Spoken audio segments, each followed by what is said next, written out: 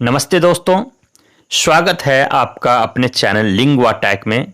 दोस्तों, हम लोग बिहार बोर्ड के इंटरमीडिएट क्लास के इंग्लिश बुक की तैयारी कर रहे हैं और हम अपने सेकंड बुक यानी कि स्टोरी ऑफ इंग्लिश के ऑब्जेक्टिव क्वेश्चन की तैयारी कर रहे हैं। इस कड़ी में 2 चैप्टर्स हम लोग पढ़ चुके हैं। ये तीसरा चैप्टर है और पहले और दूसरे चैप्टर का जो लिंक है वो डिस्क्रिप्शन बॉक्स में दिया हुआ है। अगर आपने उसको अभी तक नहीं देखा है तो जाके उसे देख सकते हैं। और आज जो हम लोग चलेंगे वो तीसरे चैप्टर में चलेंगे।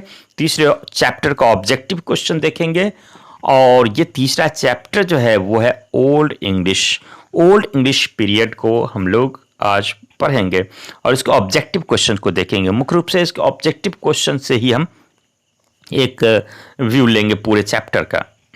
तो चलिए चलते हैं सीधे अपने टॉपिक की ओर, ओल्ड इंग्लिश, और देखते हैं कि इसमें कौन कौन से क्वेश्चंस महत्वपूर्ण हो जाते हैं।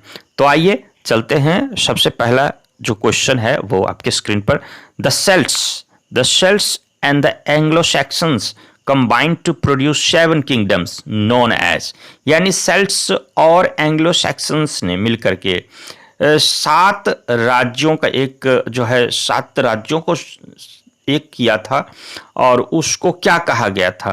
तो आंसर होगा कि उसको एंग्लो सैक्सन्स हेप्टार्की कहा गया था। एंग्लो सैक्सन्स हेप्टार्की याद रखेंगे, काफी महत्वपूर्ण क्वेश्चन है। दूसरा जो है द नेम डॉवर इज, ये डॉवर जो नेम है ये कहाँ का नाम है? तो ये जो है ए सेल्टिक वर्ड है। दोस्तों ये वर्ड, ये क्वेश्चन आ सकता है आपको, द नेम डॉवर इज डैश, तो ए सेल्टिक वर्ड है ये।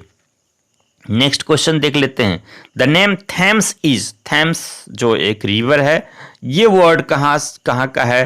तो ये सेल्टिक वर्ड है, याद रखिएगा, ये भी एक सेल्टिक वर्ड है। तो चलते हैं नेक्स्ट क्वेश्चन के लिए, नेक्स्ट स्लाइड पर। तो ये रहा आपका नेक्स्ट क्वेश्चन यहाँ पर, the Norman conquest was made in a large number of French words into vocabulary of English from Europe to mainland Britain. Norman conquest के द्वारा ही बहुत सारे वर्ड्स, फ्रेंच वर्ड्स जो है वो इंग्लिश में आए थे, ब्रिटेन में आए थे। तो ये आपका क्वेश्चन था। नेक्स्ट जो क्वेश्चन है, ओल्ड इंग्लिश वॉज, तो ओल्ड इंग्लिश जो था वह कैसा था? तो ओल्ड इंग्लिश जो था वो डायलेक्टिकल था। ठीक है, ये बिल्कुल ही जो है डायलेक्टिकल था, क्षेत्रीय भाषा जिसको कहते हैं वो डायलेक्टिकल था। और फिर नेक्स्ट क्वेश्चन है, the Anglo Saxons writing system used, Anglo Saxon का राइटिंग सिस्टम जो था वो क्या प्रयोग करते थे? तो way the unique alphabet use करते थे। ठीक है, एंग्लो सैक्सन्स जो लिखते थे उसका अल्फ़ाबेट सिस्टम जो था वो यूनिक था। तो नेक्स्ट क्वेश्चन यहाँ पर देखिए, the characters composed of sharp straight lines without curves where, कुछ कैरेक्टर्स जो थे यानी कि अक्षर चिन्ह जो थे वो शार्प स्ट्रेट लाइन से बने हुए थे, जिसमें कर्व नहीं होते थे, बिल्कुल सीधा लाइन होता था। तो वो क्या कहलाता था? तो वे यूनिक कहलाते थे। और अभी हम लोग यूनिक अल्फ़ाबेट की बात भी किए थे। ठीक है, नेक्स्ट क्वेश्चन है कि the Roman script began to be used after, यानी रोमन स्क्रिप्ट जो है कब से यूज में आने लगा, किस चीज़ के बाद, किस घटना के बाद? तो the spread of Christianity in the 6th century, जब मतलब 6ठी शताब्दी में जब जो है ईसाई धर्म फैलने लगा तो रोमन स्क्रिप्ट का यूज होने लगा था। चलिए, और नेक्स्ट क्वेश्चन है कि the Norman conquest was made इन, यानी नॉर्मन कंक्वेस्ट कब किया गया था? जिसके बाद आपको बताए थे कि फ्रेंच वर्ड्स आने लगे थे। तो ये है AD 1066, यानी कि 1066 ईस्वी में जो है ये हमारा जो है आने लगा था। और 10वां क्वेश्चन जो है, which language influences English much, यानी कि कौन सा लैंग्वेज जो है इंग्लिश को सबसे ज़्यादा प्रभावित करता है? तो वो है लैटिन लैंग्वेज जो है इंग्लिश को बहुत ज़्यादा प्रभावित करता है। ठीक है, और 11 में देखते हैं कि which language had the status of world language in ancient times, यानी प्राचीन समय में, प्राचीन काल की बात करें तो किस लैंग्वेज को विश्व भाषा की मान्यता या स्थिति उसकी इस तरह से जो है मान्यता दी गई है, तो लैटिन को विश्व भाषा माना गया था है, यानी प्राचीन काल में लैटिन को ही विश्व भाषा माना जाता था। और 12वां क्वेश्चन है कि who were the daring seafaring people. Seafaring people समुद्री यात्रा करने वाले और डेयरिंग पीपल किसको माना जाता था और कौन थे? तो स्कैंडिनेवियन जो थे, स्कैंडिनेवियन ये जो थे वो डेयरिंग सी फेयरिंग पीपल थे।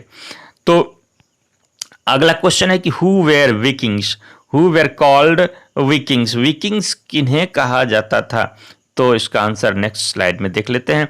जी हाँ, स्कैंडिनेवियंस को विकिंग्स कहा जाता था, स्कैंडिनेवियंस को विकिंग्स कहा जाता था। नेक्स्ट क्वेश्चन देख लेते हैं कि the plural form of verb to be are is इन।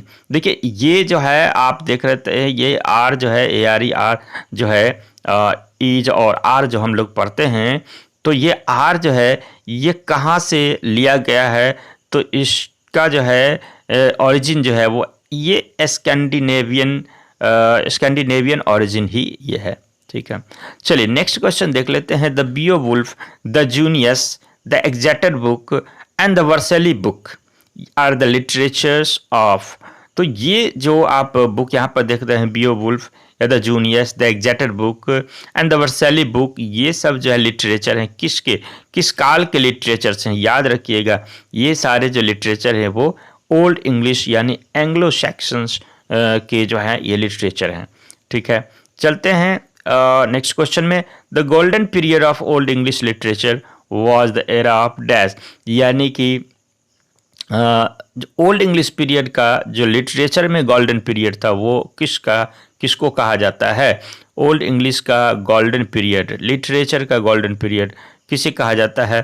तो किंग अल्फ्रेड के काल को लिटरेचर का गोल्डन पीरियड कहा जाता है ओल्ड इंग्लिश में। चलिए नेक्स्ट स्लाइड में देखते हैं नेक्स्ट क्वेश्चन।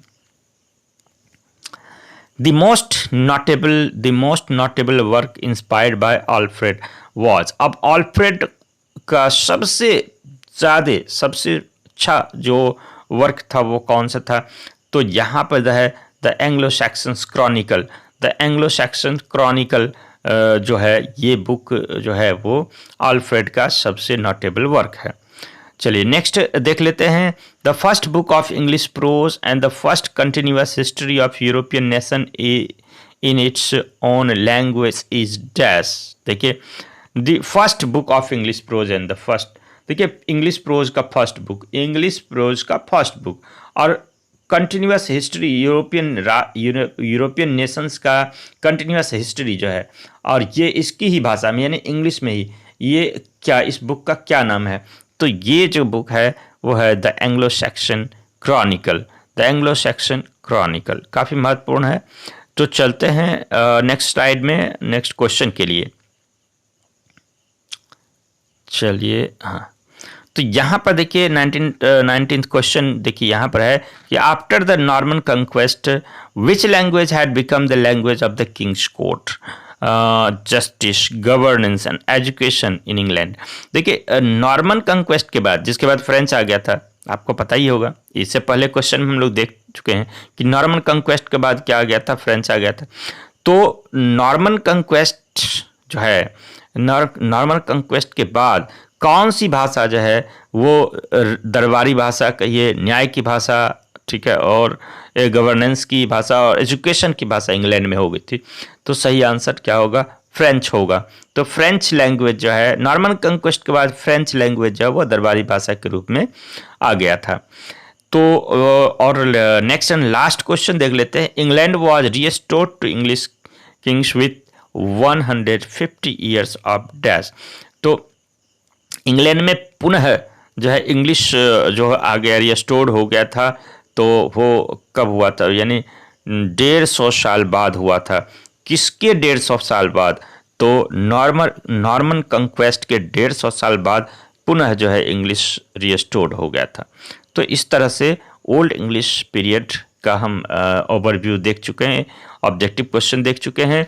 दोस्तों अगर ये वीडियो आपको अच्छा लगा है, इससे आपको लाभ मिल रहा है, तो निश्चित रूप से लाइक का बटन दबाएं और चैनल को अभी तक सब्सक्राइब नहीं किया तो चैनल को सब्सक्राइब कर लें, क्योंकि नेक्स्ट वीडियो भी इसी सीरीज़ का नेक्स्ट वीडियो बहुत जल्द आपके सामने आ रहा है। तो बने रहिए हमारे साथ और मिलते हैं अगले वीडियो में। तब तक के लिए वीडियो देखने के लिए आप लोगों का बहुत बहुत आभार।